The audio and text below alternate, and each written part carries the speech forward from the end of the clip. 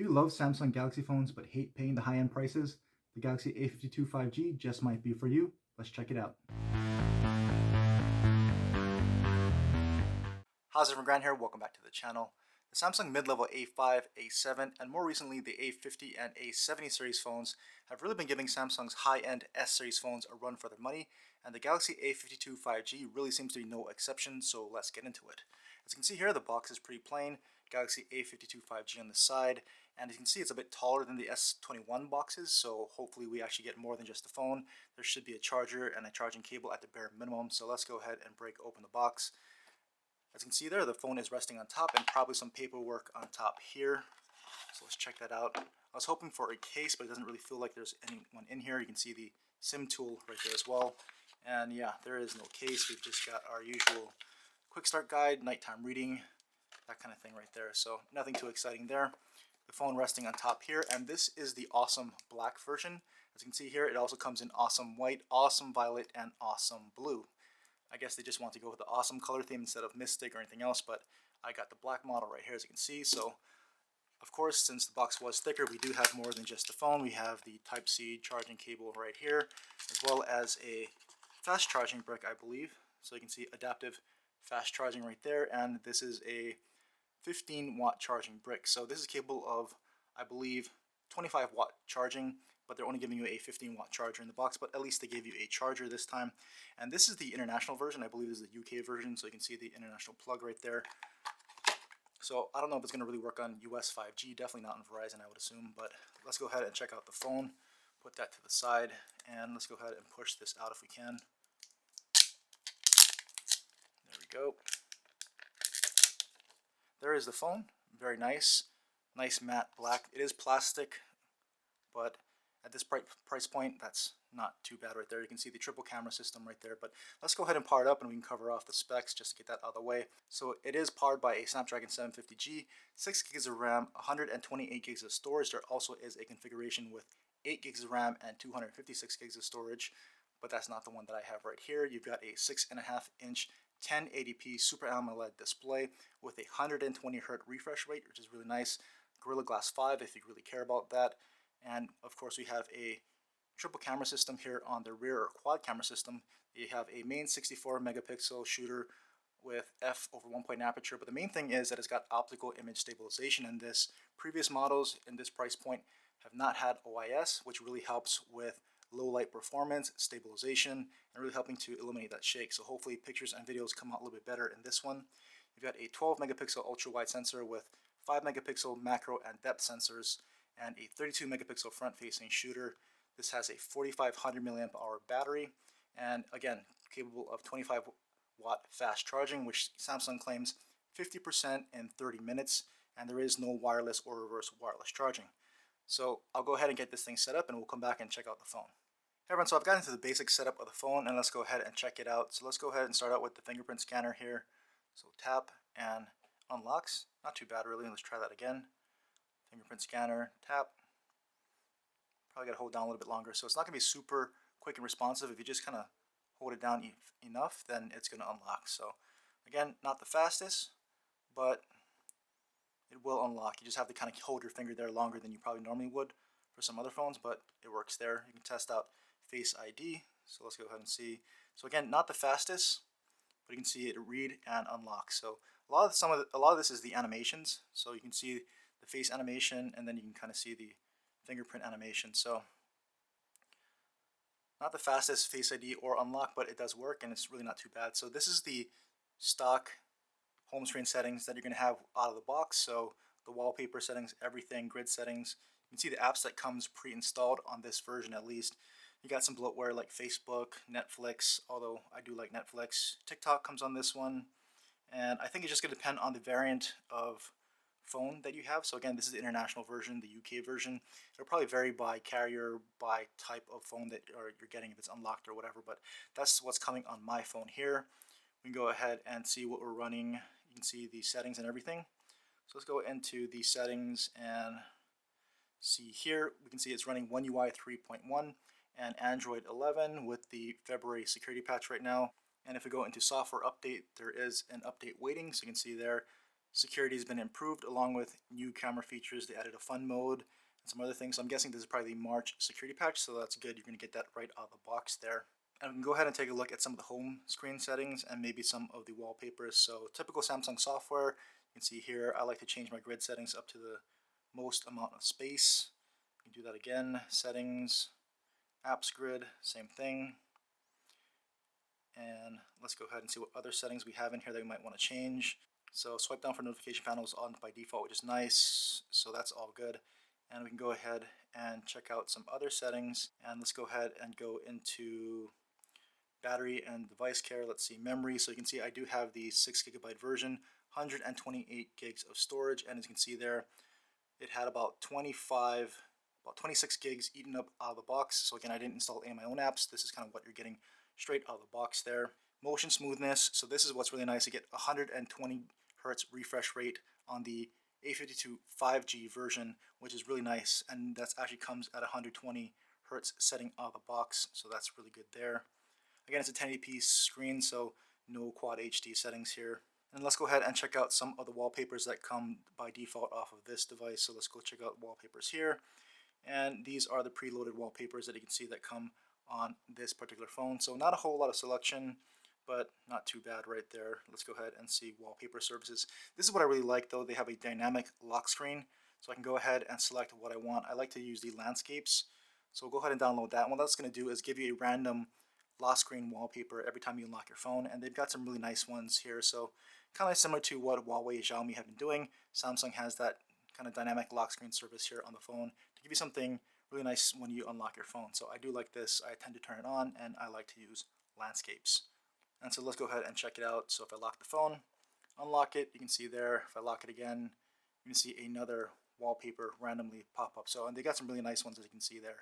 So again, in true Samsung fashion, you've got a Super AMOLED display. This is 6.5 inches, full HD, 1080p, 120 hertz. So again, everything looks really nice and smooth and fluid if you look at it here. Really nice animations, really smooth compared to the previous A51 model that had a 60 hertz refresh rate, a lower end processor. Everything is really nice, fast, and fluid out of the box here on the A52 5G. Let's go ahead and check out the display by queuing up a video here. So let's play one of the more recent videos that I have here. And you can also check out the speakers at the same time.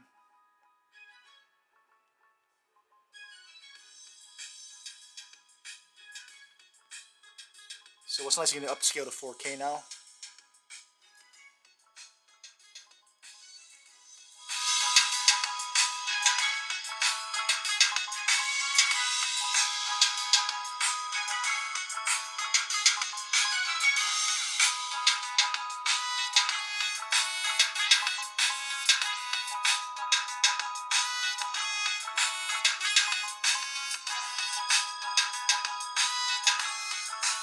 So again, pretty nice display as you would expect from a Samsung AMOLED display. Speakers are actually quite loud as well. You get stereo speakers this time around. I believe the last model only had one bottom firing loudspeaker. So very nice Super AMOLED display from Samsung that you would expect, and really nice dual speaker setup here on the A52 5G. And speaking of audio, I didn't mention off the box, but this does have a headphone jack. So not being a flagship phone, I guess you get a headphone jack. So if you want to plug in your headphones, you're going to get that here on the A52 5G. And so now let's go ahead and check out my favorite part of every smartphone, which are the cameras. So the stock Samsung camera app, if you're familiar with it, looks pretty much the same here. And as you can see here, you can switch between the main lens, the ultra wide angle lens, and of course you can punch into 2x digital zoom there since there's no telephoto lens. You also have your standard video mode. You've got that fancy single take where it captures a bunch of different things at one time and kind of mashes it up for you. So that's a bit of a cool feature that's on the A52 5G. You've got additional camera modes here, so you have your AR Doodle, Pro mode, Panorama, Food, your Night mode. It does have a macro mode here for your close-up shots, Portrait mode, Pro Video, which is nice, full control over your video as well, Super Slow-Mo, Slow Motion, and Hyper Time-Lapse. So a lot of different camera modes and features here on the A52 5G. You can see here we can actually shoot in a full 64 megapixel mode, take advantage of all the pixels on that sensor. If you have really good lighting conditions, you can grab a lot of detail there. Let's check out the camera settings, and of course you have the standard scene optimizer, which is pretty much like their AI mode to really punch up the photos. I like to turn on shot suggestions. It kind of helps you frame photos if you're really not familiar with trying to get the right kind of framing and composition of your photos, that can come in handy. Save selfies as previewed, video stabilization, auto HDR. I like to turn on grid lines as well. No location tags. Shooting methods, pretty standard. Settings to keep, I like to keep these on so it's a lot easier to move through and take shots. And you can go ahead and set a watermark if you want. I'm not going to do that right now. So those are some of the settings there. Let's go to video. And what's nice again is that Samsung has the quick access to the resolution changes, so you don't have to go full into the deep settings menu. You can quickly toggle between full HD 30 frames per second up to 60 frames per second, and this can shoot up to 4K 30 frames per second there. You also have a super steady mode that's going to shoot in 1080p but give you really super steady video if you want that stabilization for action shots and whatnot. So pretty much standard for Samsung, I think here, nothing too overly surprising. And let's bring in an object here. Let's take a quick picture here. So let's go ahead and see the shutter speed and snap. Not too bad, pretty quick actually, shutter speed. As you can see there, there's the photo. Not too bad. Of course, I'm going to do a whole bunch of camera comparisons and tests. So do let me know what you'd want to see this compared to and which phones you want to see those camera comparisons against. But again, I'll really put the camera through the tests, but you know, it's got some pretty decent features for this mid-level type of phone here. And what's really nice, again, is that the 64 megapixel main shooter does have optical image stabilization, and that's something that a lot of phones in this category are missing, and that can really help with your stabilization, but not just that, with low light performance and everything. So I'm really expecting photos and videos to be a little bit better, especially if you've got kids or you want quick action shots. The shutter speed seems to be pretty good here, not too slow.